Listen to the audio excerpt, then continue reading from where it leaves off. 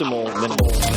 At this altitude, I can run flat out for a half mile before my hands start shaking. Can I ask you a personal question? Now would seem an appropriate time. What if I did the opposite? I'm a cybernetic organism, living tissue over metal endoskeleton. Tim Ferriss Show. This episode is brought to you by Headspace. More than 80% of the people I have interviewed, world-class performers across the military, entertainment, sports, and beyond, all have some type of meditative practice. I tried for years and years and failed miserably. The key is making it simple, and you can dramatically improve your life in just 10 minutes a day, and technology can help you. This change comes through guided meditation, and Headspace is by far the most popular app for this purpose. More than 4 million users. It's meditation made simple. So what I recommend is that you take this practice, meditation, which is rooted in thousands of years of tradition, supported by thousands of scientific studies, and try it for 10 minutes a day for 10 days. That's all you need to do. You could also check out the founder, Andy Puddicombe's TED Talk, which has more than 5.5 million views. His last name is Puddicombe, if you want to look that up. But otherwise, download the free Headspace app. I have it on my phone, and begin their Take 10 program for 10 days of guided meditation, completely free, 10 minutes a day. That's all it takes. You should give it a shot. Headspace.com/Tim. Just go to headspace.com/Tim. This episode is brought to you by 99 Designs. 99 Designs is a great partner for creating and growing your business. It's a one-stop shop for all of your graphic design needs, whether that's a logo, website, business card, or anything else. I use 99 Designs to get book cover prototypes for The 4-Hour Body, which went on to become a #1 New York Times bestseller. And I also use them for banner ads, illustrations, and other things. With 99 Designs, designers around the world compete to create the best design for you. You give feedback and then pick your favorite. You end up happy or you get your money back. It's very simple. You can check out a few of my own designs and those of yours, meaning Tim Ferriss Show listeners, at 99designs.com/Tim. And right now, my listeners, you guys, will get a free $99 upgrade on your first design. That's 99designs.com/Tim. Check it out. Hello, boys and girls. This is Tim Ferriss, and welcome to another episode of The Tim Ferriss Show, where it is my job to deconstruct world-class performers, whether they are chess prodigies, military strategists, former generals, entertainment icons, athletes, or otherwise.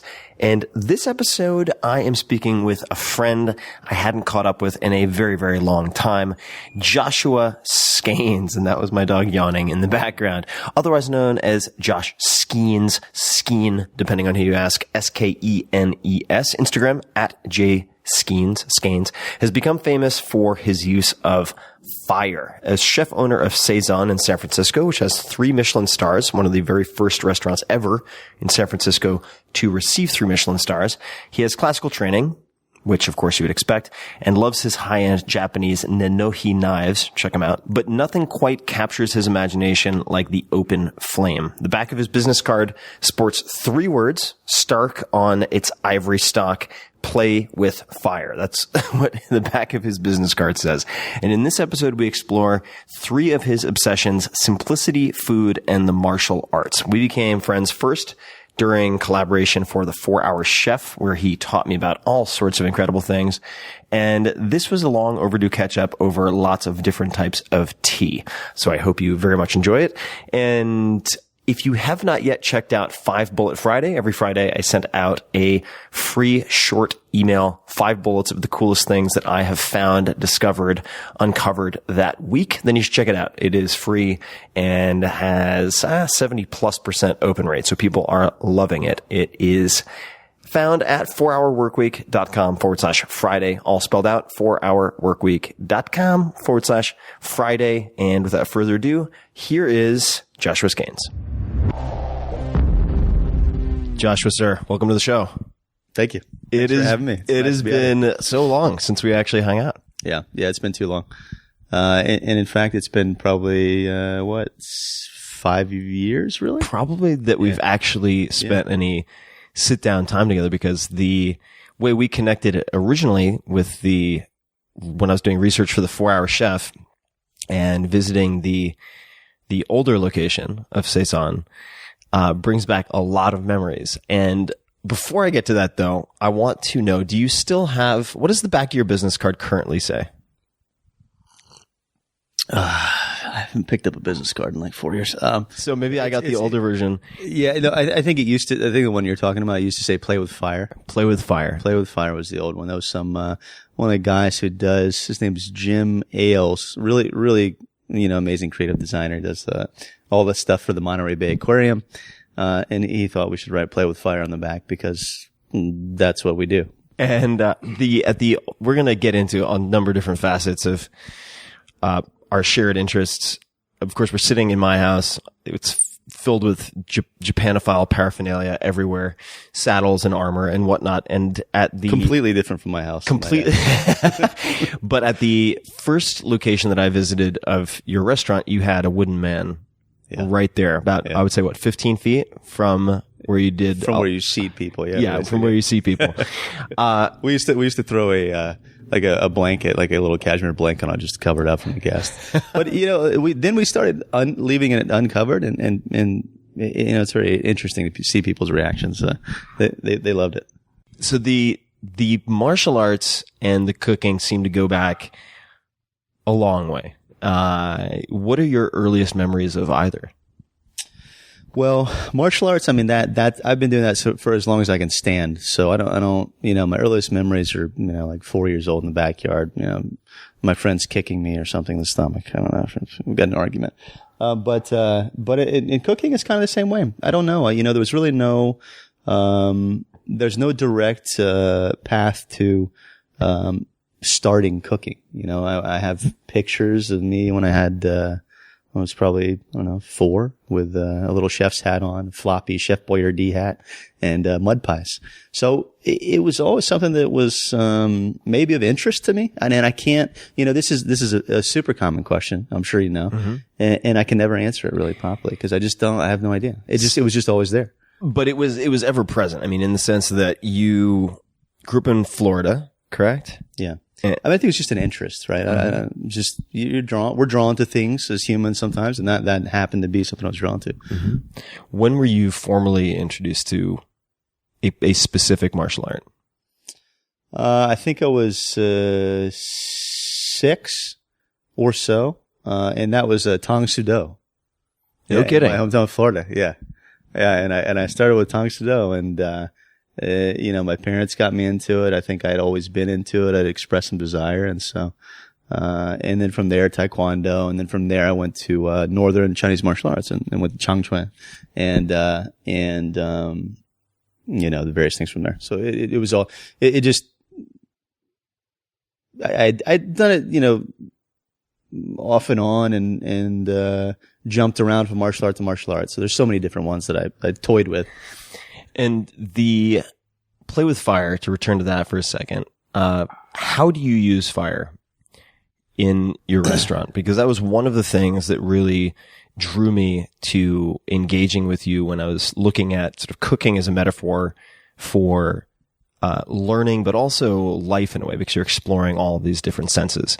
And when I visited your restaurant, I brought a friend of mine, Jeffrey Zarofsky, who's run many different restaurants, worked as a line cook in many very well-known restaurants, and he said it was one of it could have been the intoxication of the 80s music that was being played at the time. Could have been the wine pairings, but he said it was one of his top, I think, 3 meals that he'd ever had.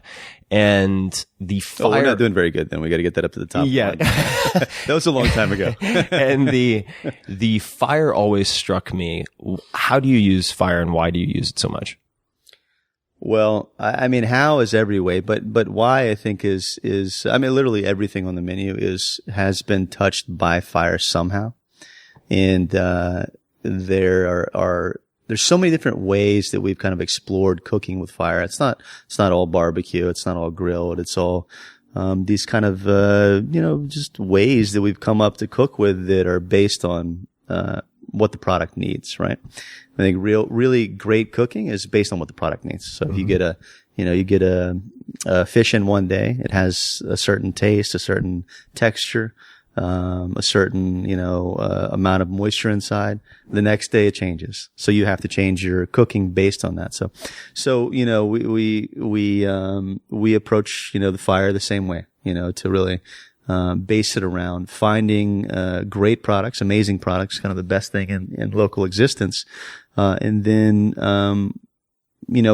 employing a technique that makes those products better. Right. But they still wind up as what they are. So that's just in taste in general. And that's, temperature, texture, and flavor. So let's talk about just state of freshness for a second, because this is also something that you made me think a lot about.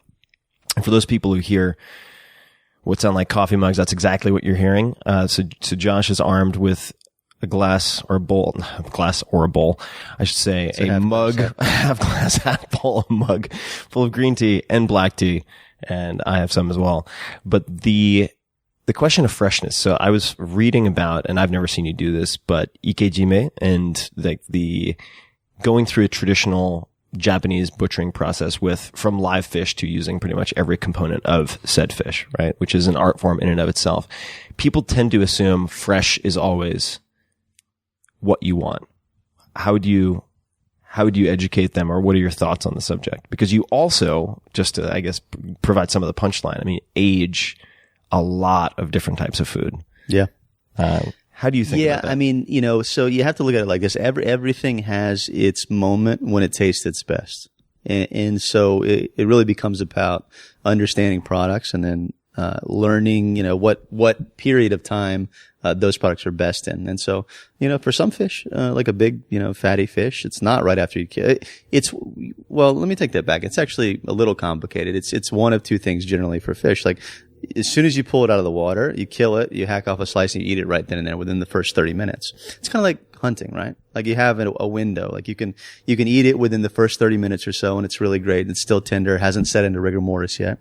Or you can really take it, into its sweet spot, and that can be, a week, a day, 6 months even for some things. It just really depends on the product. What about, I was going to say pigeons, but I guess I should say squab. Do you age squab? Oh, yeah. You do, right? Yeah. It depends on the time of year. It depends on the diet.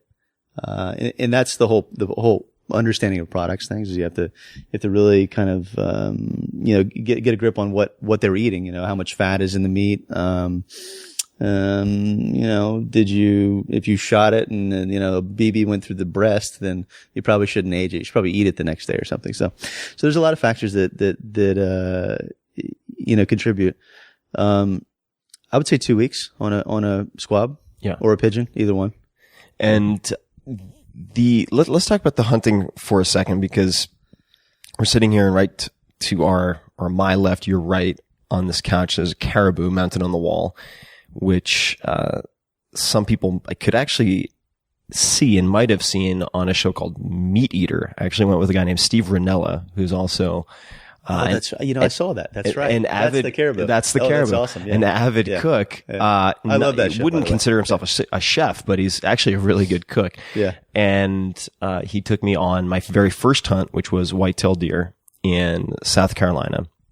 And I always grew up with a very negative association with hunting, because on Long Island, where I grew up, you would find just beer cans littered all over the place and injured deer on our property and across the street and so on. There's just a lot of negligent hunting. But Steve showed me a very different side. Long Island? No. Yeah, can you imagine the responsible denizens of Strong Island? But and I'm sure there are great hunters on Long Island also. But the point being that Steve showed me a very different, diametrically opposed, responsible approach, and took me through the entire process of field dressing and whatnot. And my experience was with the white-tailed deer, which I felt no guilt about whatsoever. And actually, this right here, and those who don't have a visual, because you wouldn't, I'm picking up a tanned skin that's over the side of my couch, is from that first deer.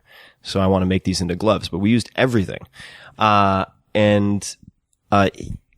also have Chester, who is Joshua's dog here, a little Frenchie with a brindle coat. And his hunting collar. That's his hunting And his dog. hunting collar. It's my bird dog.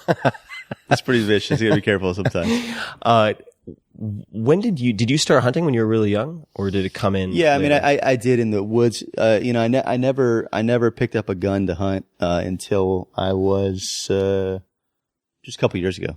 And so, up until then, let's go back to Florida. Growing up in Florida, you're just surrounded by swamps and alligators and wildlife in general. You spend most of your time in the woods somewhere, whether it's a park or the woods or something. So you just can't help it. I mean, kids especially being a kid there growing up, there's I think might be the most dangerous place on earth besides maybe Australia. And, I mean, there are alligators, crocodiles. I think it may have the highest variety of poisonous snakes in America. Big water moccasins, huge rattlesnakes, alligator gar, alligator gar, fish that look like, alligator mouth that grow 10 feet long, snapping turtles that can take your hand off, and just all kinds of other shit, like giant spiders. So you can't help but kind of be in the woods and hunt and, rummage around and gather. And my dad was always big into that. So yeah, that's how I grew up. And he would take me over to this, he had a Native American friend of his, named Silver Fox. And so there was always this ethos of, using what you kill and hunting, ethically or fishing or just doing anything ethically, right? Being in the woods, kind of being one with nature. So that's how I grew up. And the product side of that has always been a part of my cooking and part of my thought process. And in fact, I went, from that to the big city to being vegetarian or pescatarian to vegetarian to vegan. And then finally back to hunting again, after becoming chef. So.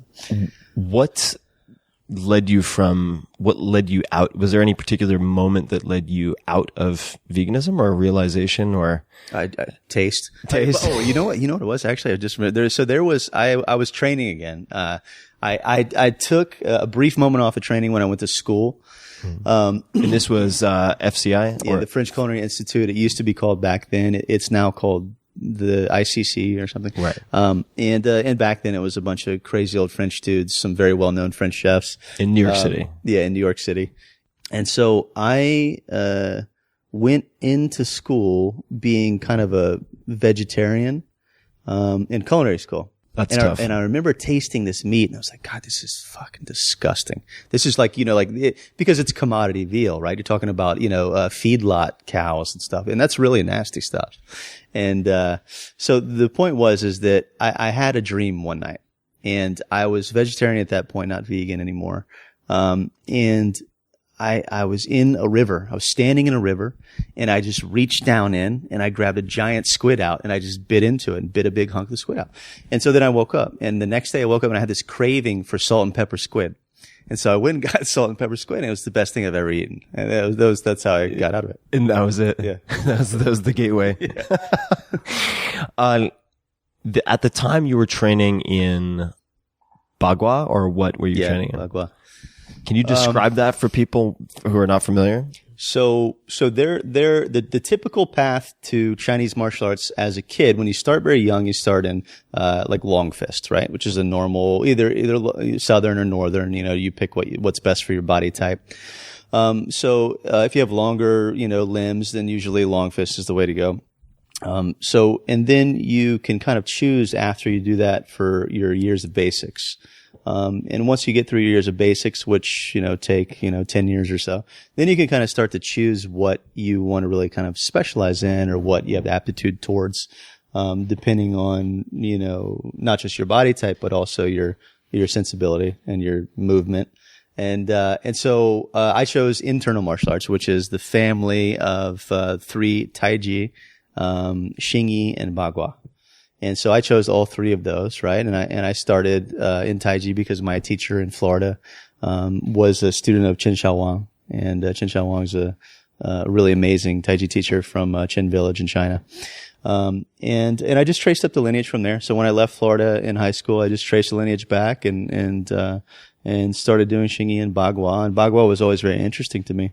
And then I just specialized in Bagua. And then when I moved out, that was, 10 years before I moved here. And I moved here about 12 years ago.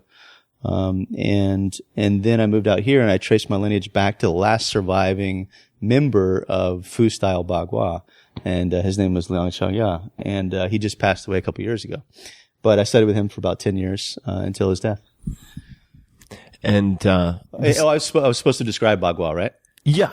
So Bagua, I mean, it's one of those, it's kind of this esoteric martial art, and it's really hard to describe. I don't know that there's a 2-sentence description for Bagua, but if I could, it would be evasion. And I think it's kind of the art of evasion, but there's all these kind of prerequisites to that. And I think that it's really hard, even more hard to describe, because most of our understanding in America of really high level Chinese martial arts is total garbage. Right. There's almost, I don't know if there is even one, to be honest with you. Or, well, I mean, you could probably count them on your hands, right? To get really good Chinese martial arts that would be effective. But in terms of, healthfulness, it's a really amazing thing. So you kind of walk in circles until you get dizzy, and then you're no longer dizzy anymore. And then you learn how to do these little patterns where you go back and forth and up and down. And it teaches you basically to have a very supple, strong, flexible, series of movements that can, react at any time to someone else's movements. And kind of almost confuse them, if you will, or just evade just enough to where you always have the angular upper hand. And because when I've thought of Bagua, and I know very little about it, even though I lived in China for 6 months in 92 and went to 2 universities there in Beijing, where I studied something called Da Chengquan for a period of time. Did you go to Beida, or where'd you go? No, I went to, there's one called, oddly enough in English, Beijing Normal University, which is Beijing Shifan Daxue, and then there's Beijing Capital University of Business and Economics, which is Shoudu Jingmao Daxue, but they call it the Jingji Maoyi Daxue. So those were the 2. And with Bagua, I remember seeing someone practicing, and the Ba, I guess, is 8. I don't know what it refers to, but there's some relationship to, what are they? The trigrams of, the Bagua is basically like is the 8 trigrams, right? Yeah, the 8 trigrams. And so somehow this relates back to a philosophy of, the beginning of everything. It's a binary system, essentially, to where there's the void. It all starts with Wuji, right? And then there's the void, and then there's 1 and 0 and 1 binaries, and then it builds from there. And I don't really know. That wasn't my purpose for studying things. I never understood it, and I still don't today. Right. So the cosmology aspect of it. How has, if it has, the martial arts affected how you think about food, cooking, or vice versa? I think it affects everything. I think it affects the way that you really think and act and everything you do. And I mean, just overall the ability to be more peaceful with your surroundings. But I think that, in cooking, I think it's the essential nature, right? We're a restaurant. I mean, if you were to ask me what Saison is, I would say it's a restaurant. They're like, what kind of restaurant? Well, it's American food, because there's no, I think, and that's the part where martial arts kicks in, because you're not, it's meant to be, the essential parts of things, right, in life, and where you're stripping away all of the unessential to get to the essential, right? Right. And so that may be, taste, maybe the actual dish itself in the restaurant, where you just have what's essential on the plate. You have a beautiful piece of wild, deer or elk or whatever it may be, one that I hunted in a good place at the right time of year. And you just age it just enough to get to its sweet spot, and you just barely grill it, and you just put a beautiful sauce on the plate, right? And that's the essential part of what pleasure is, right? And so, that's the same with the service, right? I mean, here's the description. It's very simple. It's very basic. We want to get in, give the person their food, get out, let them have a pleasurable experience, right? So all of it is kind of reflected. The whole philosophy of the restaurant and everything else is reflected through, those kind of principles. I think that's very martial arts, right? Oh, it is. Yeah. Well, I mean, I think that there are parallels in all these things. And part of the reason I wanted to have you on is because I know you have this deep love and obsession with the Chinese martial arts and internal martial arts. And so I've been fantasizing in part myself of doing, sorry, I just keep laughing because Josh's dog, like a prairie dog, keeps popping up because he wants to get on the couch. Chester, get up here. I'm going to take a picture of this. And, but I've been fantasizing about doing a second podcast. I don't think I'm going to, called Side Gig, because I think that what we do as the primary activity, as people view it, is so informed by what other obsessions we might have, and vice versa. So the question of reducing and simplifying, I think, transfers across all these different areas, right? You look at people who are really world class as athletic coaches. There's one track and field coach I remember, I think he was Dutch, who said, do as little as is necessary, not as much as is possible. Right? And you could apply that to your food. You could apply that to Baguazhang. Anything really, I think, in life. Yeah. Sorry to destroy your couch. No, that's all right. Chester's having a nervous breakdown. What do you think has made Saison unique and successful as a restaurant? Well, I mean, I think that at the end of the day, it was about that. Actually, that just the philosophy, the ethos of the restaurant, and because it started with just the food. Yeah. Asking myself, a series of questions about what I thought about the food and the quality and the essentialness of everything, and I think that triggered everything else, and that was, really starting and saying, okay, when we first, before we even start Saison, it's really just my thought process about, how to create good food. And is this, let's say I'm making a dish and I eat it and I get to it and I say, is this really the best version of this thing that I've ever eaten or ever put in my mouth? And if the answer, it's either yes or no. And the answer is no, then I have to start over and I have to really think through the reality of and just keeping yourself grounded and thinking. And what is the reality of if, Mr. Joel Robuchon came in or something, what would he say? Or what would the best chef in Japan say? And so that it was that kind of process that I think is certainly influenced by martial arts. And that's how it all started, I guess. How have you responded what is your internal dialogue or self-talk like when you get, say, a review from a critic that you wish were better? Or we don't get those anymore, but I hear you from no. I'm just kidding.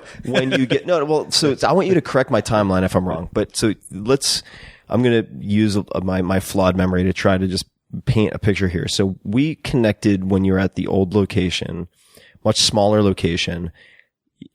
We kept in touch, hit it off. You ended up then developing the new location, which I wanted to invest in purely, and this is the only time, I don't know if I ever told you this is the only time I've ever done it, where I made the investment viewing it like, this is going to sound silly maybe, but like a patron grant in a way, because I enjoyed your work so much. I just wanted to see what you would do next. And so it's like, I cared more about you being able to continue to experiment and refine what you were doing than I cared about ever seeing that come back. Now, the restaurant's done extremely well, but that was the reason for doing it. And then I remember at one point there was, it wasn't a bad review, but it wasn't like a flawless review that came out.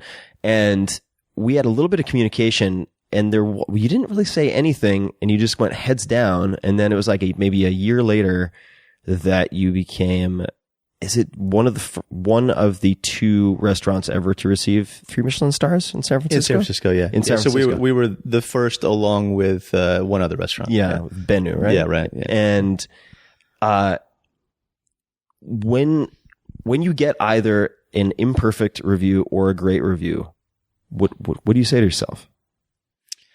Well, I mean, reviews are the whole media it's a great validation in some ways to hard work.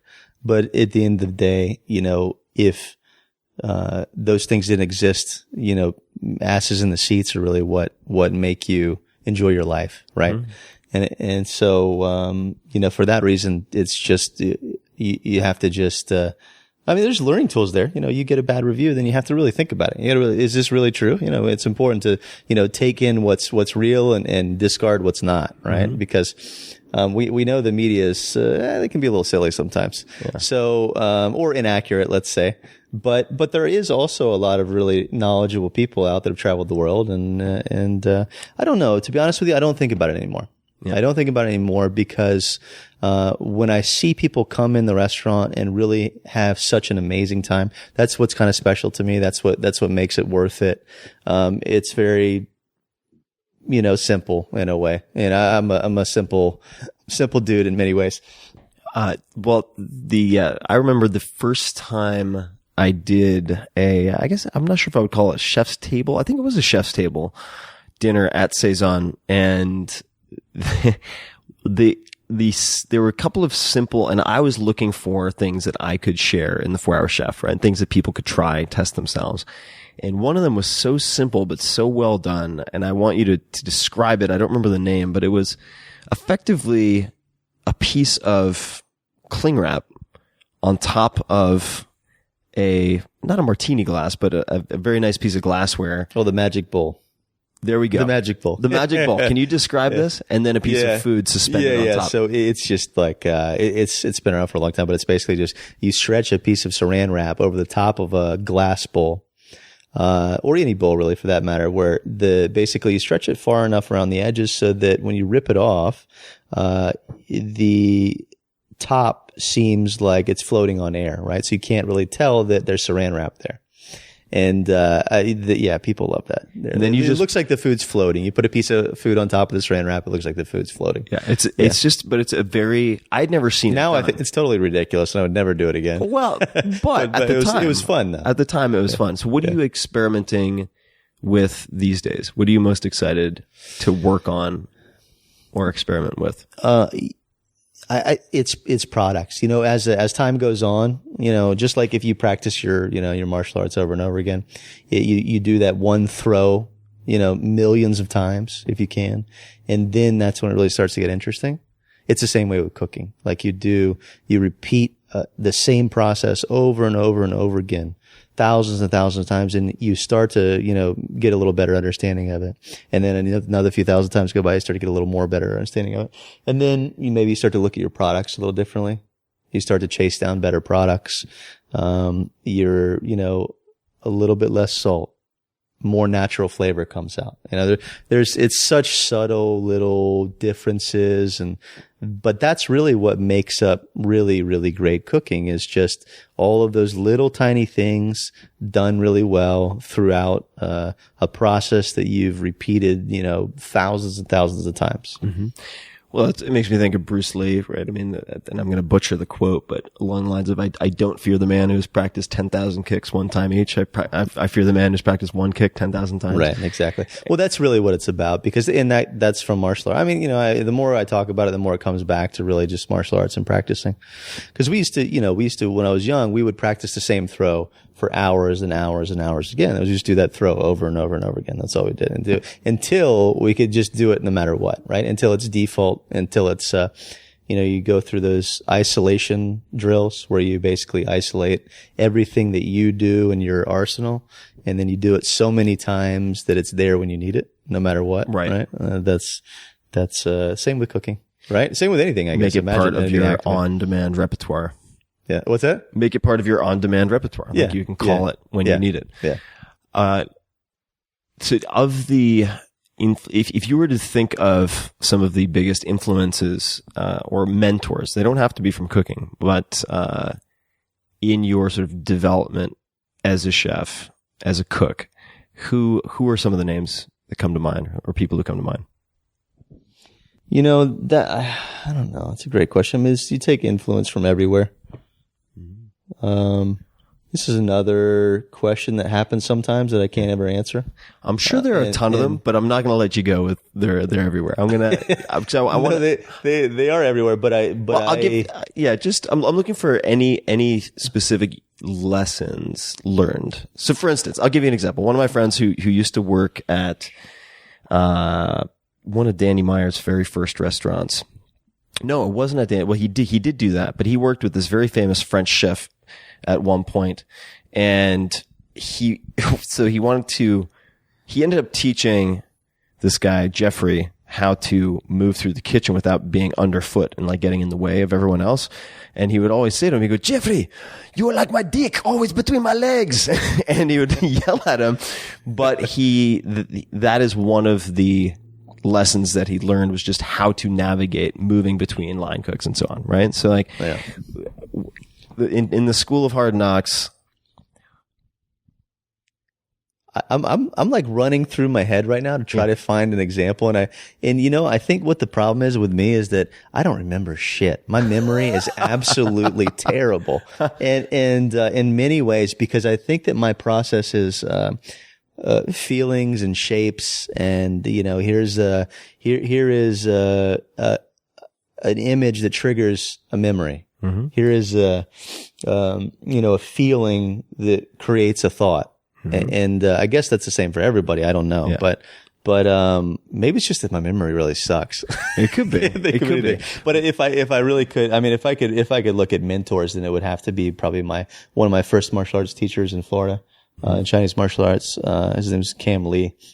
And he was just, he was this guy who was just, he's shorter, stockier dude, and he would just practice everything that he preached. He was a living example of everything real around him, and truthful and kind of sincere and honest. And, but he was also, real badass on the side. Like he could just throw you to the ground. It just, that there was just but he wouldn't ever unless you're training, right? And so, he just embodied this kind of peacefulness and, healthfulness and patience and all these things. And I don't know, I lost the patience a long time ago, so I didn't really do well with that example. But in many ways, I still look back to him, all the time, just based on those simple, kind of simple examples that he provided that are, simple to say, but really hard to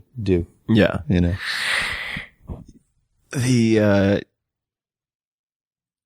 What have been some of the toughest times for you, professionally or personally? Opening Saison was both a great time and a really tough time. In the beginning, I mean, we were in an alley, right? When we started, yeah. It was 1 day a week. And we started it because, I was unhappy in my consulting job that I was doing. I wound up being broke after spending all my money in 2007 or whatever it is. 2007 was a very kind of prosperous year for money for me, and I made a bunch of money. But then I thought it was just going to keep coming, and then all of a sudden everything crashed. I was like, oh shit, I screwed this one up. So I said, if I'm gonna be broke, I'd rather be happy and broke than miserable and broke. And so that's why I started Saison. It gave me the kind of like courage to just say, you know what, fuck it, I'm just gonna jump out on my own here and just do what I really want to do, what I really believe in. And that started as just a simple thing, one night a week, in an alley, really, right? Now, one night a week, was that because you were renting the space from someone else just for once a week and that's what you could afford? Or was it that was the only way you could really prepare? Well, there's no deposit, so that's why we could afford it. Yeah. No, but we started with like 10 grand, right? Of our own money. It was $10,000 and that was it. There was one opening in this event space, which was the old Saison, and we just, Sunday nights at Saison. We started Sunday nights at Saison. I just wanted to cook again. And so we went, we bought some pots, we bought some plates, and we went. Jumped into it. Yeah. What were the hardest experiences in those first few months for you? Oh, right. So to get back to your original question, we started this thing inside a cafe, that, I'm sure they're going to be very angry once I expose all this, but, there's this cafe and they just had really bad practices and we, worked out a deal to where we would do, our Sunday nights, but they would always get in the way, or like some of their workers would come in and just like touch our food and shit that we spent 3 months, trying to perfect. Oh my God. Or we had, we would have like these beautiful like ferments that we made from like 3 years ago. What are ferments? Well, just like pickles like fermented, or something. Let's say fermented about foods. pickles Right, or something. You got a pot of pickles in the backyard that I've had for, 7 years that have been aging carefully, and now they're amazing. And then, you got this knucklehead coming in and like spilling shit on top of them. Oh God. And the dish pit was shared. So the dish where the dishwashing happened was shared between the old Saison and the cafe. And it was just a nightmare. And the place would flood every year with sewage water, and we had to rip everything out, throw everything away, start over. It was just, it was like the most volatile place ever. So it was, what's funny about that is that the day that we were moving out, we we got all our investments to move to the new location. That was like 4 years ago now, I think. And the day that we were moving out, we had finished service for the night, great last service. We hired movers. Everybody came in, packed everything up. And it was probably 4 in the morning or 5 in the morning by then. And we were just waiting. And, we fell asleep. I fell asleep on the stool outside, just waiting for the movers to show back up because they needed to go get breakfast or something. They were supposed to just take all the shit. And then all of a sudden I woke up to somebody screaming, "Shit, it's flooding. There's fucking water everywhere." And within 15 minutes, whatever the system was on Folsom Street is really the worst infrastructure in all of San Francisco. And within 15 minutes, we were under 3 feet of water back there because there was a gradient and it went down, and from the street level was approximately 2 or 3 feet higher than the back of the restaurant. And so all of our stuff that we packed up was completely soaked in sewage water. We got pictures of like Mark Bright, the sommelier, floating on a wine barrel out in there, with a little lasso in his hands that he made. Just it was ridiculous. So that was how we ended. That's how we ended the old space, and we just threw everything out and started over. So in a situation like that, so catastrophe strikes. How do you contend with that mentally yourself? I mean, is there a person you call? Do you just go fucking smash on the wooden man for 17 hours straight? What do you do? I just, it's all internal. It's all I was just thinking to myself, I was just kind of exasperated and cause I lost all my old books from like culinary school. Oh man. Like every note that I'd ever taken for 10 years or so, or 15 years, was in that flood. Like all of my notes, my moleskins, that's my worst nightmare. All of the ideas of like any thing that was truly unique to my thoughts. You sound like me. I've just got like bookshelves of notebooks. Yeah. So all those just gone in sewage. And all the ink was running on them, and I was like, that was everything else is replaceable, but that was really truly the thing where I looked at it and I was like, fuck, I just had to sit down for a while. But we were moving into new space, so there's a positive spin. I was like, fuck it, we're just going to start over. And, it's the same thing we started with. It's all up there somewhere. I know not those exact things, but you just got to start over. Well, I remember, so something very similar happened to a guy I had on the podcast recently named Cal Fussman. So Cal is one of the most masterful interviewers I've ever met. He did the What I've Learned series, probably, 60% of it for Esquire magazine. So he's interviewed everybody, like Gorbachev, Clooney, like you name it. It's everybody. And at one point he'd been working on this piece for like a year and a half, and it was in the basement of some, I think, relative's house, and then it flooded, and he lost all of his notes for a piece he'd been working on for a year about becoming, for a day, a sommelier on top of the World Trade Center because 9/11 happened and like interrupted everything. Of course, I mean, huge tragedy. He wasn't sure he should even work on it. And the advice that he was given by, I guess it was a mentor who just said, the good shit sticks. It's like, sit down and write it. He's like, the good shit sticks. Did you, what were the best decisions that you made with the new space? So in a way, I mean, you get this flood, notes are gone. You're starting from, scratching away, right? You have to buy. Well, I think it was starting over, actually. I think the best decision I made was just to say, okay, screw it. Let's really start over. Let's just completely empty our cup here and really, think about now and what is really valuable what's really valuable to me now, what's honest, what's sincere about what we're doing, and let's do that. And that's really, still the driver to Saison now. When you have people come in, when you hire people to cook at the restaurant, really, Chester keeps farting right in my face. Right in your left he's armpit. He's a passionate little puppy. Yeah, very passionate. Yeah, he's out cold.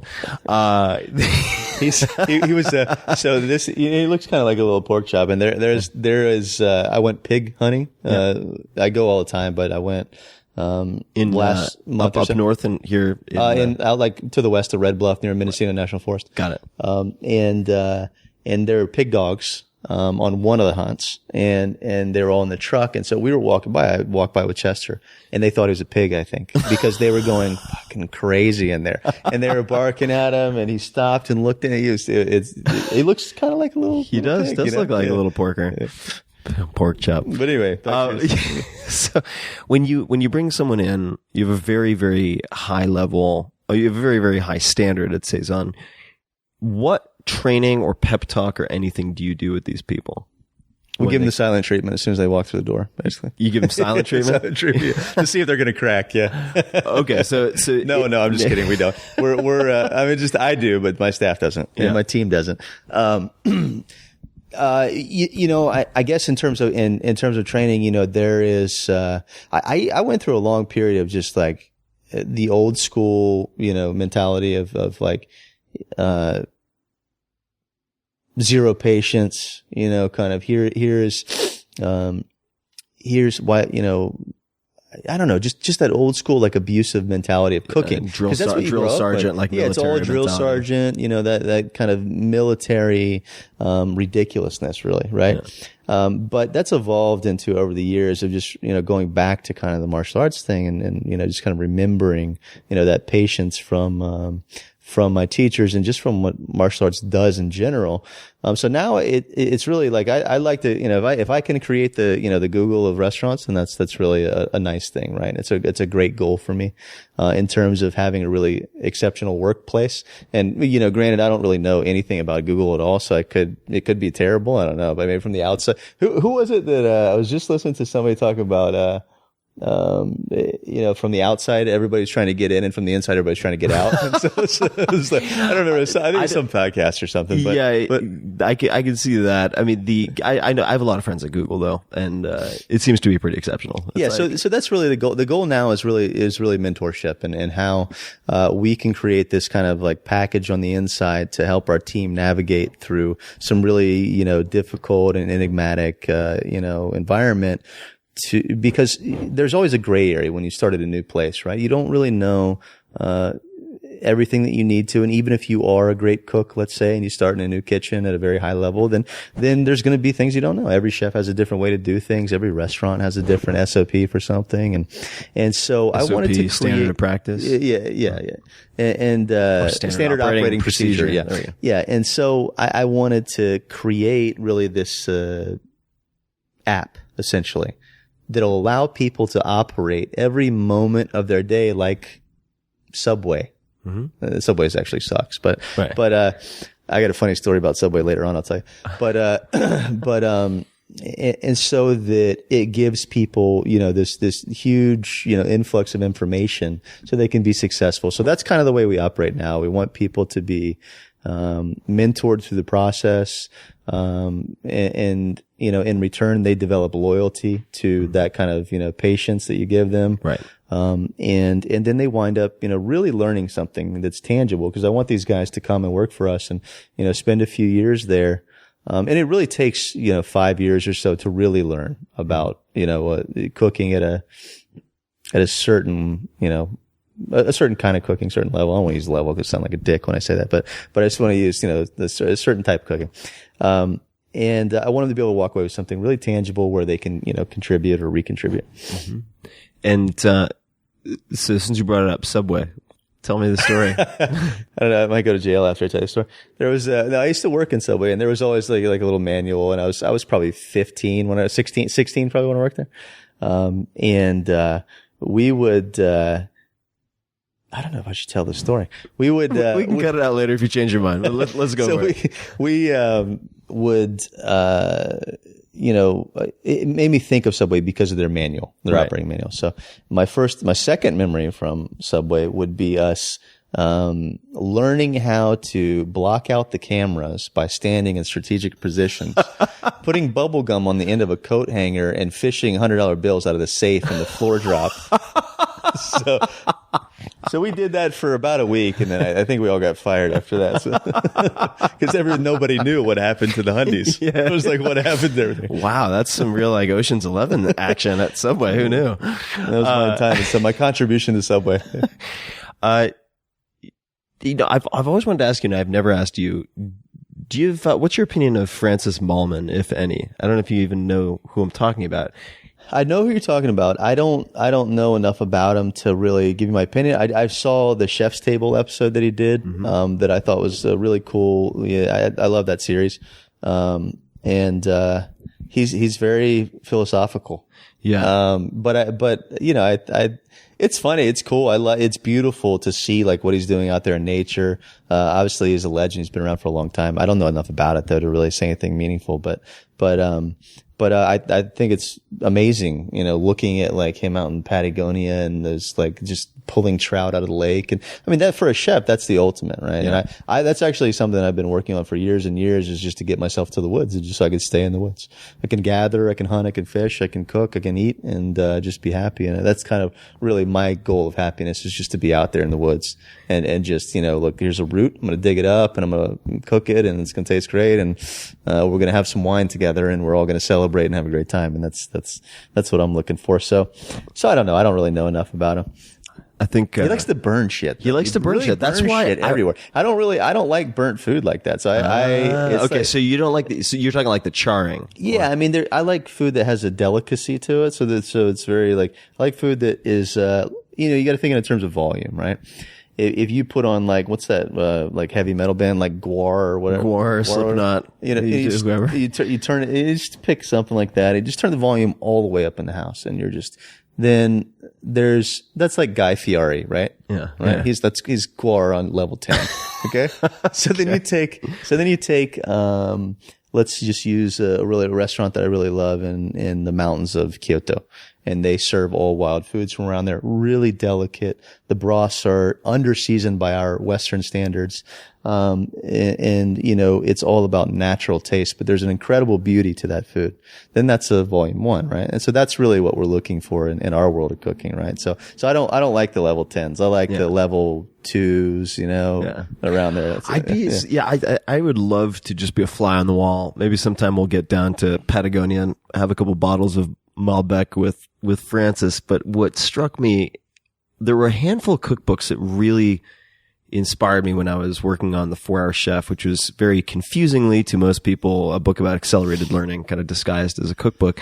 But 7 Fires, which was by Francis Mallmann, because he had the fancy French training, right? But he chose to go back to a lot of basics but like refine them to such a degree that they were highly, highly advanced from a kind of a technical level, right? And then I think it was just Mission Street Food or Mission Chinese, just a beautifully well put together book. A handful of others. There was another one on hunting and foraging from the UK, the name of which I'm blanking on at the moment. River, maybe? River Could Cottage. have been. Yeah. So the Escape. Those are cool. The TV show is what was my kind of like fantasy escape for a while. The first, Escape from River Cottage or Escape to River Cottage by Hugh Fernsley Whittingshall. I think that's his name, the most British name ever. Mm. Incredible books, but that TV show for people who fantasize about getting out of the city and going back to the land and hunting and foraging and fishing, I highly recommend the first season of that series.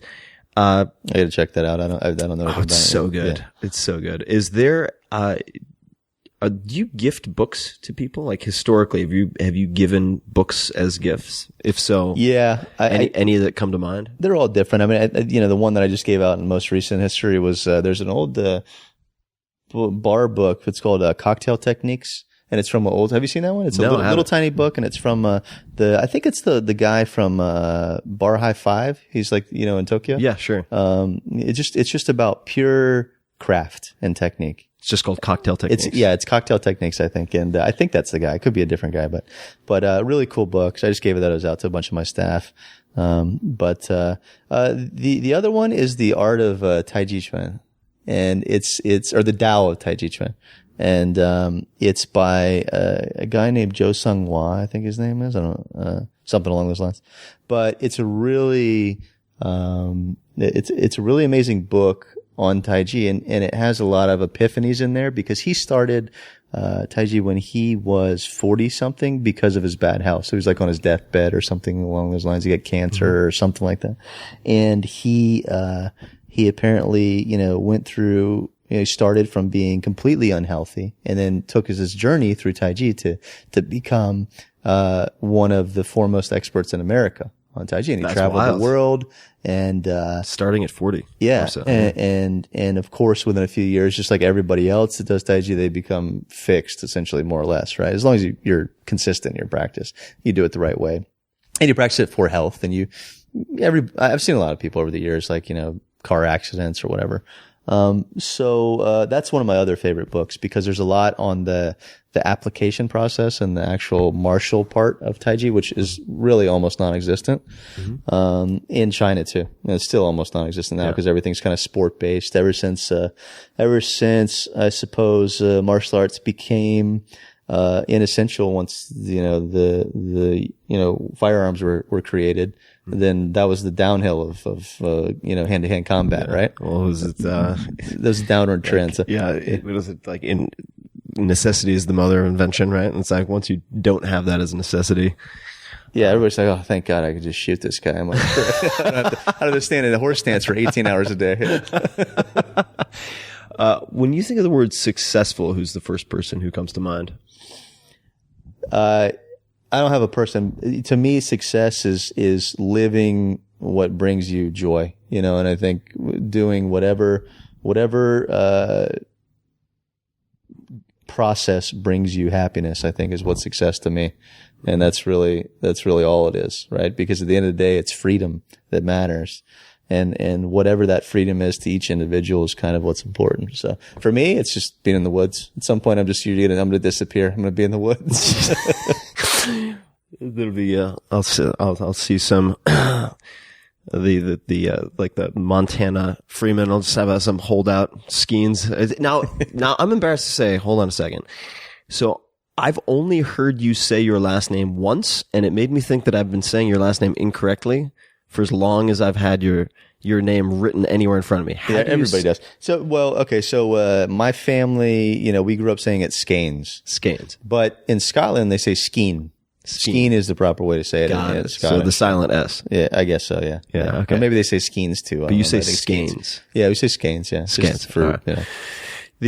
What is the most joy that you've felt in the last 3 months, 6 months, recent memory? Well, for those last 6 or 3 to 6 months, I've actually been working on a big deal for the company, and so it would have to have been last week when I closed the deal because I could finally breathe again. I feel I read so many legal documents in the last 6 months that I feel like I could be a lawyer. It's mind numbing. It's so miserable in every way possible, but it's nice to get it done.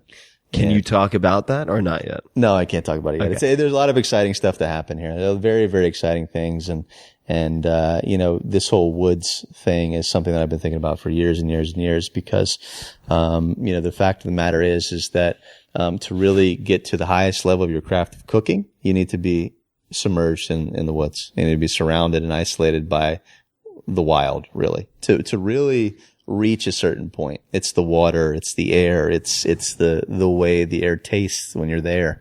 It's everything contributes to that. It's the products, of course. So, but that's an ultra geeky level of it. It's like it's only for a handful of people that really enjoy that kind of thing. But most people enjoy being in the woods. So, if you could pick anywhere outside of the U.S. to immerse yourself in the outdoors that way, where would you pick?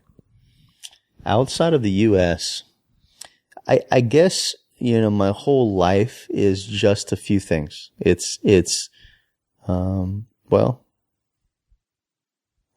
besides family, the only thing that I really, give a shit about are martial arts and cooking. Mm-hmm. And it's not just cooking. It's the whole process, the whole act, the whole commune with nature. Being out in the wilderness and being able to hunt your own meat. And it's not about the killing. It's about the sustenance that we get and kind of the feeling that we get from being part of that process.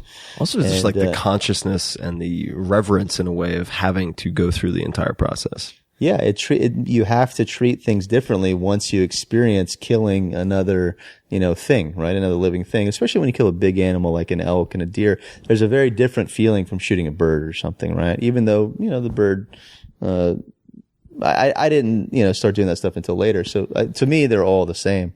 But yeah, you walk away with, as a cook, especially, knowing that you're not going to waste a single piece of anything on that animal. And I think that's very important because a lot of this ties back into a way bigger conversation, which is about, just our commodity food processes in America. And we are full of disease and shit because of the way that we eat and the way we treat our food. There's feedlot cattle and chemically induced, vegetables and crops and most of our food sources now are products that we use on the commercial market or have zero or almost very little, resemblance to what they originally were. And so, that's even more reason to just go to the woods, get out of here.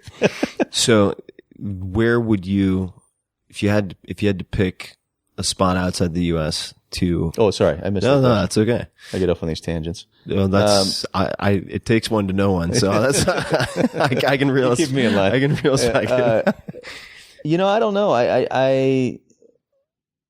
I was just looking at, British Columbia. My perfect place would be mountain streams where the mountain streams meet the ocean, really, and that's kind of the perfect place where it's, so British Columbia has a lot of that. I want to experience the four seasons. I want to see snow. I want to see the flowers in the spring and, I want to have, a bear walk through the woods and potentially eat my goat, cause it's, there's a cycle there. There's a cycle of life and a cycle, of things that don't exist in a city anymore. And we're so, removed from just everything really in a city in a lot of ways. So, I don't know location wise. I mean, I love BC is a good choice. Huh? I think. Yeah. Yeah. It looks amazing up there. I was just looking at buying, there's a hunting territory up there that I wanted to buy and, it was really cheap. And so maybe we can go in on this. There was, shit you not, there was a 250 square mile hunting territory. And, the center of that was, I think 200 acres or something like that. Right. And there's cabins on it. And it's on a lake and the stream and it was $500,000. Wow. So, so we should talk naturally you're like, before okay, this podcast goes out. Yeah. Let's get out of here. I dated a very lovely woman whose family was from BC, so I ended up spending quite a lot of time up around Victoria and some of the more sort of rural outskirts of Victoria. Stunning. I mean, and we wanted. I mean, you had to be cognizant of bears and so on and so forth. And I spent so much time trying to track down. Of course, firearms are very difficult to get a hold of, but this was while I was doing also the sort of refinement on the 4-Hour Chef, and I wanted to go rabbit hunting. And I spent so much time trying to track down high-powered pellet guns. And then I was like, well, maybe I'll just call me. I have like slingshot safe. Yeah. But it's a beautiful part of the world. I did a road trip, for those people interested, with my brother, because I'd done so many trips between San Francisco and LA, right? San Francisco south. I think it's very common. I'd never gone north. So I did a road trip with my brother from San Francisco all the way up the coast to Whistler in Canada and stopped along the way at all these, lumberjack houses and so on in Oregon, saw the dunes that inspired the book Dune. I think also in Oregon, the Avenue of the Titans and so on. It's amazing up north. It really is. Gorgeous. It's gorgeous. If people search, for those people interested, search my last name. There's, I think, Gems of the Northwest or something. I highlight 16 different stops that we made. But, yeah, I spent a lot of time last fall going up into like Hat Creek and like all of those falls up there. And so many it's amazing waterfalls up there. Yeah, it's incredible up there. A lot of Shasta, especially up around Shasta. Shasta is apparently like one of the vortexes in the world, whatever that means. Yeah. I don't know what that means, but that's what I heard. Worth exploring. Yeah. What does your morning look like? What are your morning rituals? And let's say not necessarily when you're in like hyper legal due diligence mode, but let's just say when you're not covered in that. When I'm kind of at stuff. peace again. Yeah. What does your morning look like? Hong Kong milk tea and Tai Chi, to be honest. That's what really time do you wake up? It's always different. I'm very inconsistent with that. I'm like, one day it'll be 1 p.m. The next day it'll be 5 a.m. Got it. It just depends. So but I love the morning, and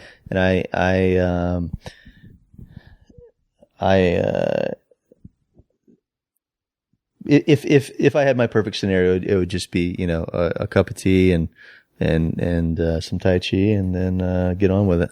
Got it. Do you what type of tea? Hong Kong milk tea. Hong Kong milk tea, yeah. What is in Hong Kong milk tea? is like there's a mixture of black teas. Every place has their own brew, different types of leaves. Could be Darjeeling or Ceylons or whatever. And then you essentially soak it in water, and you overbrew it in some ways. There's a very high ratio of leaves to water. And then you mix it with evaporated milk. And some people put sugar or sweetened condensed milk in there. I just take it straight. But it's something that I grew to love in Hong Kong. It was just an amazing thing in Hong Kong. It's addictive. It's highly, highly addictive. That's what I drink in the morning. And then the Tai Chi, how long would you practice that for? What type of Tai Chi? I've gone as short as like 37 seconds in some mornings to 3 hours. It just depends. Depends on the time. I usually do like a couple sets. Mm-hmm. I do like one set, maybe slow, couple sets. That's it. Yeah. Just to get the blood flowing and to rebalance yourself, because there's a lot of, like, one of the things about doing these forms with the intention of fighting and not with the intention of performance or health is that you develop a certain kind of like stability in your body and legs. And I've noticed that start to go away over the last few years with just being busy and stuff like that. And you can feel it in your knees. Like when I was especially going hunting and stuff, I was like, wow, this would have been super easy, for me a few years ago. But now I feel like fucking Chris Farley. I don't know. It's like the worst. It's really hard. Yeah.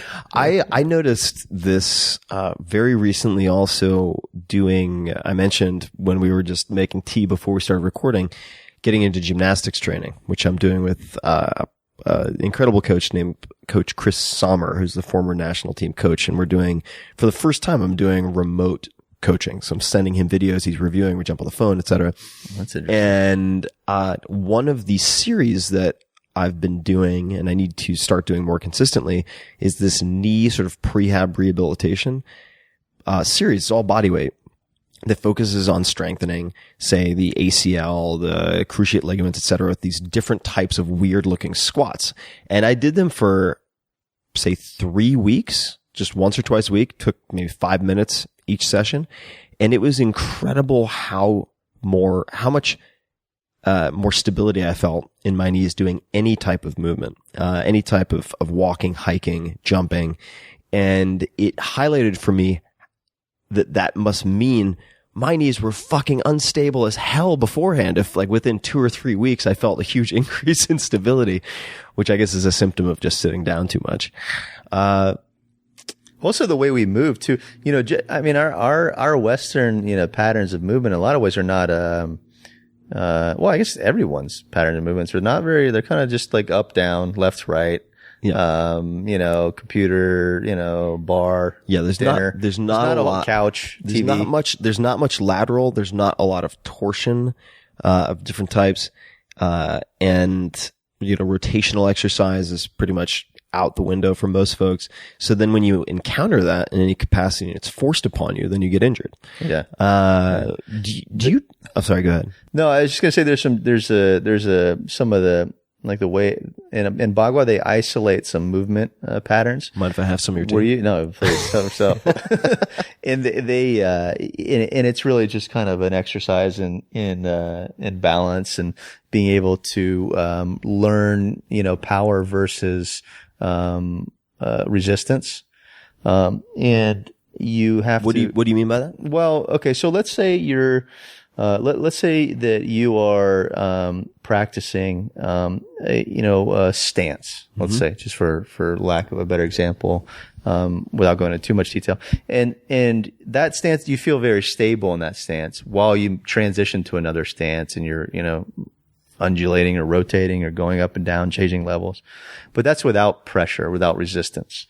So let's say you take that same technique or stance or whatever, and then you pressure test it and apply another human being to push on you or try to throw you while you do that same thing. Mm-hmm. So you basically are pressure testing, the reality of some of these movements.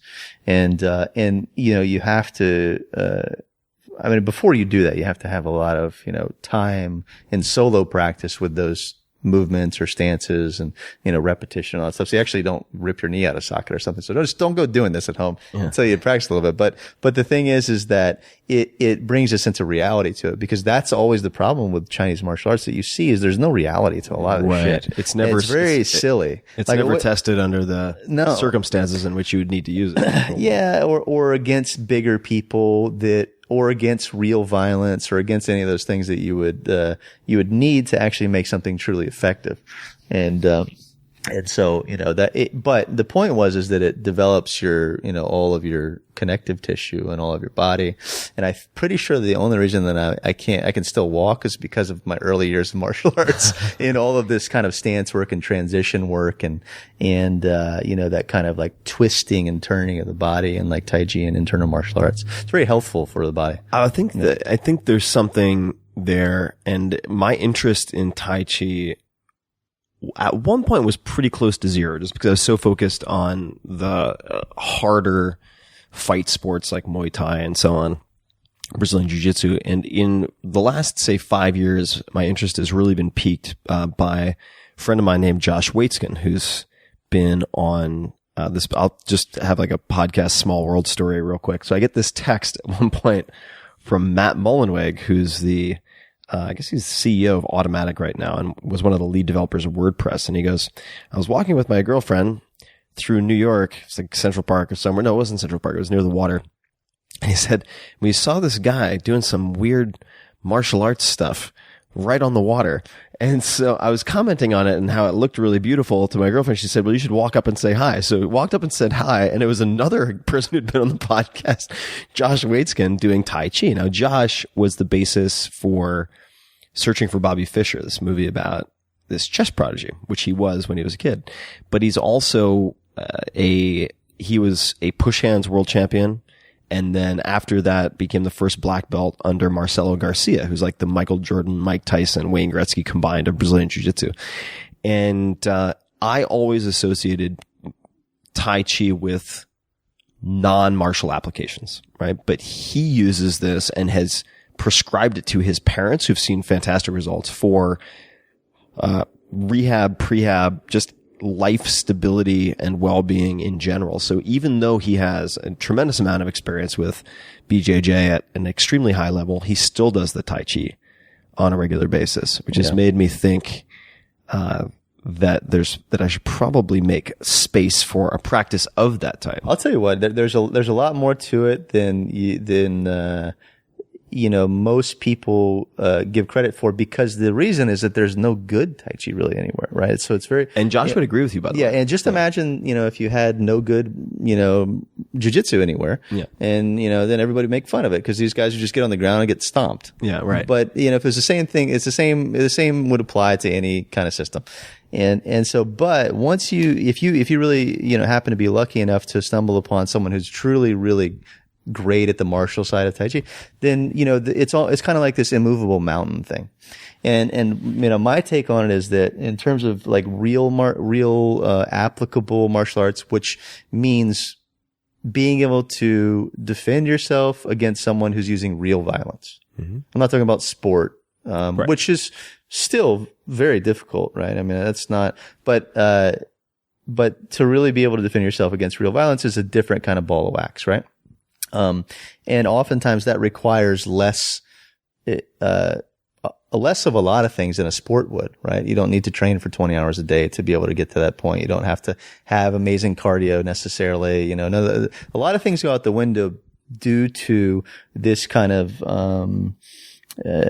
ability to evade. Right. And evasion is not in a large circle. It's really can be a very small thing. Like, let's say a simple example would be, let's say that you practice, standing with your knees bent a little bit, to the point to where you would, fall over the first day. And for 20 years, you practice that same kind of standing against somebody trying to push you over.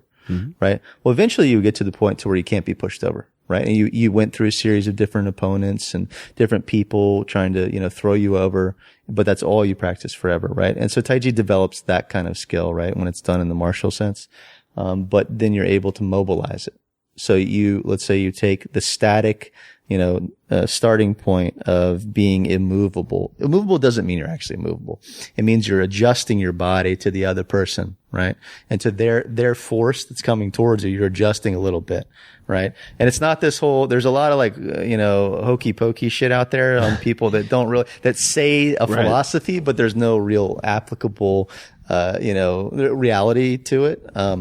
So that's one thing. And the other thing is just kind of the ability to evade. Like if you have let's say you take, a Thai boxer Muay Thai guy who can kick really fucking hard, and a guy who practices kicks every day is a professional Thai boxer. What we have to realize is that the distance, there's just a distancing thing, right? At the point of impact of anybody's kick or punch or attack is one place. Once they release that, intention, once the intention leaves the mind and goes into the body and the action is created and it's traveling towards your opponent, there's an intended target. If you can change yourself from being that intended target, the origin of that, and reroute yourself only a few inches, then all of that force goes away. Right. Yep. And so it's a simple kind of thing to say, but, just to be able to do that with one punch or one kick takes a lifetime to learn. Right. And I'm not saying I know these things. I'm just saying there's a couple simple truths that I've learned from it that are, that's a couple. But, so I think that Tai Chi is very applicable because, I go out and practice with, over the years, I've practiced some really amazing MMA guys, some really amazing jiu-jitsu guys. And you see a translation from this kind of traditional martial arts, but only very little. It's not like overall, you can't just go get in the cage. It's not so, but there are some really great things that I think that, it'd be really interesting to see. I would love to see, professional fighters start to explore that a little bit. But the issue is that to even get remotely efficient at those kinds of things, it takes at least 10 years of daily practice. Yeah. Right. And so that might be the challenge. By then your career's over. It's a time budgeting issue. How old are you now? 36. 36. What advice would you give your 30-year-old self if you could place us where you were and what you were doing at that time? I think it would be to, take a step back, right? Take a step back, really slow down and really think through what really, matters in the long run, right? Because we're, a lot of times. What were you doing at the time when you were 30? But I guess that actually my 30-year-old self, that's different because that's when I just started Saison. Yeah. So I was doing the same thing I'm doing now, only in a more kind of ridiculous way. But my 20-year-old self, 25-year-old self. Sure, let's do 25. Yeah, 25-year-old self. Yeah, I think it would be to just really take a step back and not get caught up in anything stupid. Because, a lot of times when we're chasing success or what we think is success, like trying to, as a chef, you want to build a big name. You want to, get 3 Michelin stars. You want to get the accolades. But ultimately none of that shit matters. It matters in the beginning and it certainly matters along the way. But if we all just take a step back, and I think there's, a bigger lesson to be learned for the way that we operate as a society is to really focus on what really matters to us and is what is genuinely makes us happy. Then we'll travel down the right path, right? And we won't get sidetracked by, tits and ass or, whatever, fame and sports cars and all silly shit that you don't need. Yeah. And, unless those are the things that really make you happy. Well, look, cup 2 of those 3 do make us happy, but they're,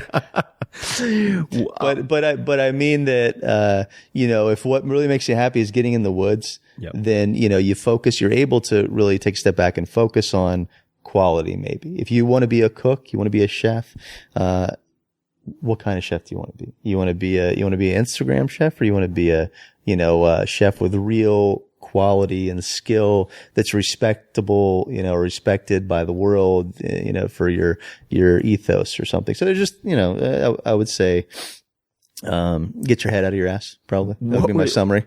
What were you what were you distracted by or focusing on at 25 that you shouldn't have been? All right. Oh, my parents-in-law don't hear this. It's just like two people listen to this podcast. You're fine. Yeah. I mean, I was just cooking. Actually, I was a chef at a restaurant called Chez TJ. A place in Mountain View. Yeah, sure. It's been there for like 30 years. I shortly after that got poached by Michael Mina to do some development work. I opened a restaurant for him down in the St. Regis in Orange County, as a temporary gig, and then went to work with him on kind of just to learn business from him, right? I wanted to learn some business. I didn't know anything about business at all. And I wanted to see kind of how that, operated and functioned as a restaurant group. So a lot of it was like Vegas and partying all the time and just ridiculousn's. I mean, we would go out after work and go home at sunrise and wake up at 4 p.m. and go back to like the kitchen the next day, just immediately need like a whiskey because you're so hungover. It's the only hair of the dog. Yeah. So that was a good few years of my life, just kind of going crazy. Mm-hmm. And because all I did was train. So I didn't do that when I was younger. Like I had a period in my teenage years where I was a lunatic, and then I went back into training around 15 and pulled out of that. And then I didn't really even drink until I was 25, after I got my chef's job. And so, just a couple of makeups for lost time. Yeah.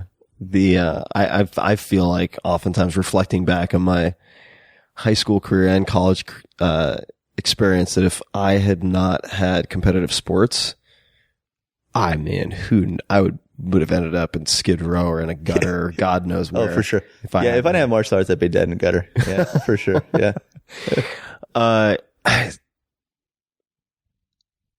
Where would you like to have food that you have not yet had food?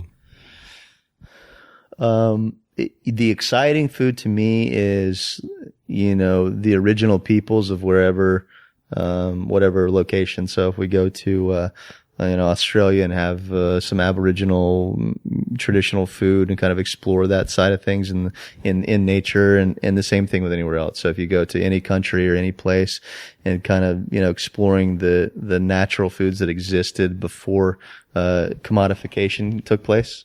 That's what's very interesting to me.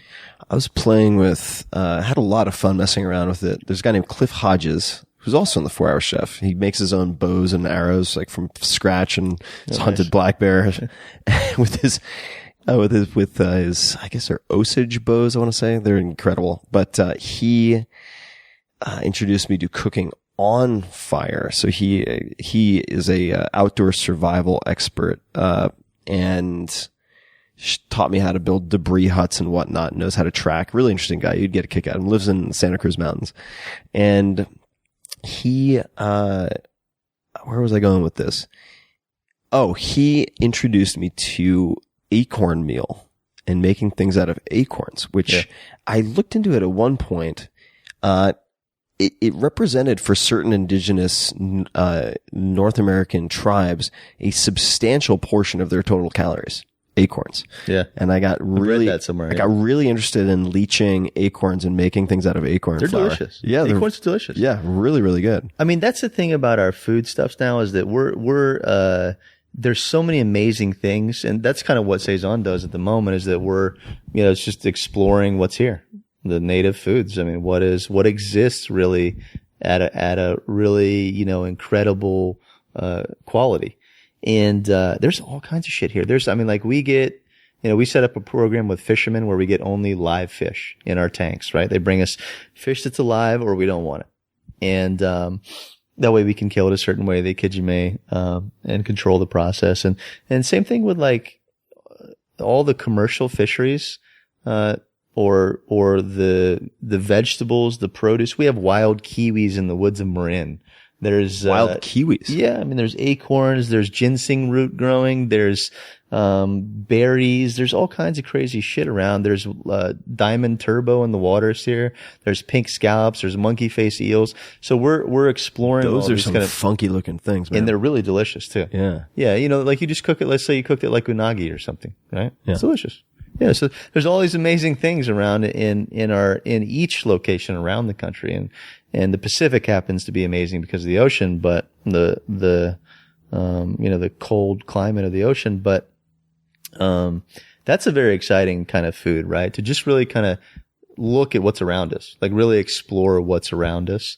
It's nothing new. It's been done. It was being done before all this other shit was being done. And so, but that's really where great food comes from. Great food comes from not from growing it on a farm, but from really exploring the wild and finding, that kind of reference point for flavor, right? Like you find the best, fish during the best season, or the best, bear after eating the blueberries, during the right, so there's all of these, and the same thing with produce and all that other stuff. So that's a very exciting way to cook. Pretty soon I'm going to have a restaurant that only does that. It's going to take 6 hours to get to, and, maybe I'll just do it for one table a night. And, maybe you're part of the hunting process, who knows, or, go out and catch our trout. I'm in. Yeah. If you need a guinea pig, to take it for a test drive, count me in. You did, this makes me think a little bit of an experiment that you did. I'm not sure how recently this was, but the chef's table, rotation that you did with, help me out with the name here. Jiro, yeah. But not the Jiro that people would associate. Jiro. Yeah. That's right. Yeah. But Jiro, who was cooking, I guess, previously in Noe Valley. Is that right? Yeah. He was trained in Tokyo. He was a sushi chef in Tokyo. I love his sushi. He has that timing.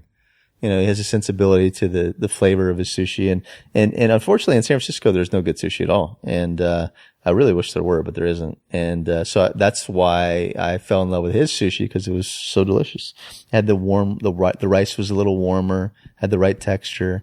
The thickness of the cuts of the fish, the direction in which you cut against the grain or with the grain, the balance of the seasoning, just everything was there.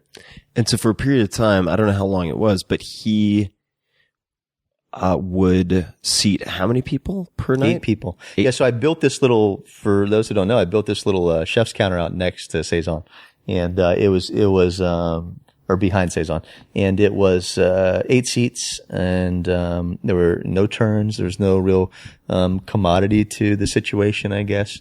No turns meaning, so somebody wouldn't get up and get replaced by another diner. Right, exactly. And in today's real estate, for the cost of renting a place, paying for labor, all these other things, insurances and taxes and all that shit, you have to do more than one seating, right? You have to, get as many people in there as you can, which is a very sad state of restaurants. Especially when you're trying to, do things that are really amazing or give people a great experience. So this was just a little 8-seat workshop essentially. And so he cooked in there for a little while. We would do some collaboration dinners. And it was really great. But then I realized we're still in the city, and you can't, there's only so much you can do on a busy street with a dump truck driving by, so, I've been working on, some new stuff, and one day I'll be able to tell you about it. And, why the 80s music? You always have great 80s music playing, at least in my experience so far. It just, fun. It's a restaurant that's it's pleasure. It's about pleasure. It's about enjoyment. It's about people coming in. I know not everybody's going to like 80 music, but the substantial majority of our subset of diners that come in, that kind of, 80 music. And it's just fun. Yeah. That's the only reason. It's just about fun. Speaking of fun, Molly just got Chester's Bubba. So Chester is going to have a playmate here. There she is. Oh, tail smashing the cups. We almost went for a yard sale with the cups. Yeah, so it's really just about the whole reasoning of Saison was about the essential nature of a hospitality experience. The food being what we talked about earlier, the 80s music being fun, the things you pick up in your hands feeling good, the seat being comfortable, the service being warm and real. So that's kind of why the 80s music came about. Well, what I love about the 80s plus when you have a music- couple glasses of wine and you can cook. Well, I was going to say that I've taken a few friends to Saison, and they've always had questions about the 80s music, and then they get a few dishes in, maybe a glass or two of wine, and they're like, this music's perfect. I really think this music is extremely suiting to this experience. And I always have to ask people because I've been in San Francisco for so long, and I get questions about places to go to eat, and I always have to ask, what's your budget and what's the occasion? Because Saison's, it's a higher end. Higher end, I mean, I'm grasping for a better adjective. But it's expensive. It's an expensive comparatively to other places. Yeah, it's a comparatively expensive place, but for an anniversary or something like that, or just a special experience, I think it's always been my go-to. Yeah. On the opposite end of the spectrum, if you want a really filthy, delicious burrito in the Mission, then I think El Farolito. If you want to also have a conversation with a couple of meth heads, then that is the spot to go. It's my preferred choice of meal conversation. Yeah. And our dogs are playing, folks. But so Joshua, we could keep talking forever. Where can people find you online, on the socials, learn more about what you're up to? I think your Instagram is fantastic. Also, if you want to see a lot of very, very peculiar and delicious ingredients, then that's a good place to see you. But where can people find you? Yeah, Instagram is Jay Skenes, JSKENES. Almost forgot my own spelling. Jay Skenes on Instagram, or on Twitter. I think it's Saison SF. Saison SF, and the website also is SaisonSF.com. And I will put all this in the show notes, folks, including links to anything that we might have mentioned. Our dogs are having a blast. Speaking of joy. So you can find the show notes at 4hourworkweek.com/podcast. Josh, thanks for taking the time, man. Thanks for having me here, man. It's exciting. Let's go hunting now. Let's go hunting and have some wine, in that order. And, to everybody listening, we're going to play with the dogs. And until next time, thank you for listening.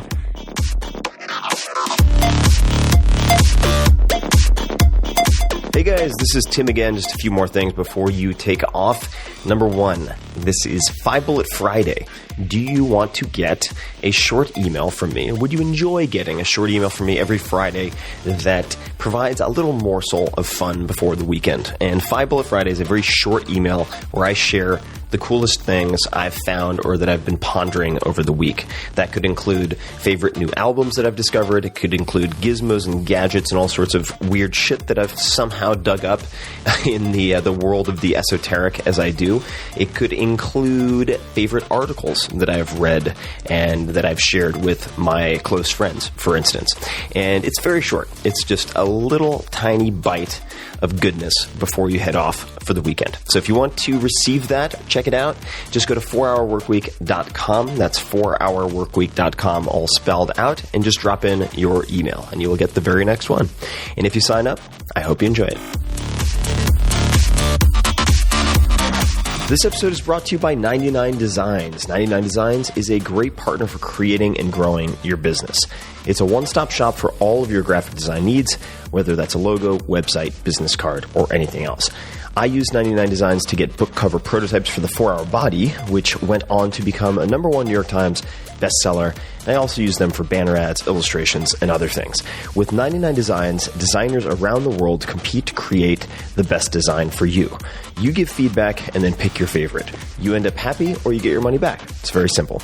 You can check out a few of my own designs and those of yours, meaning Tim Ferriss Show listeners, at 99designs.com/Tim. And right now, my listeners, you guys, will get a free $99 upgrade on your first design. That's 99designs.com/Tim. Check it out.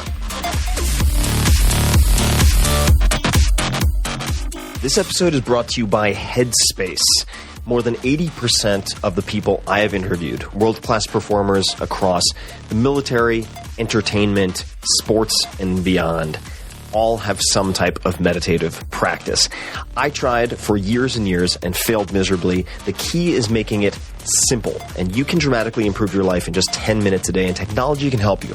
This change comes through guided meditation, and Headspace is by far the most popular app for this purpose. More than 4 million users. It's meditation made simple. So what I recommend is that you take this practice, meditation, which is rooted in thousands of years of tradition, supported by thousands of scientific studies, and try it for 10 minutes a day for 10 days.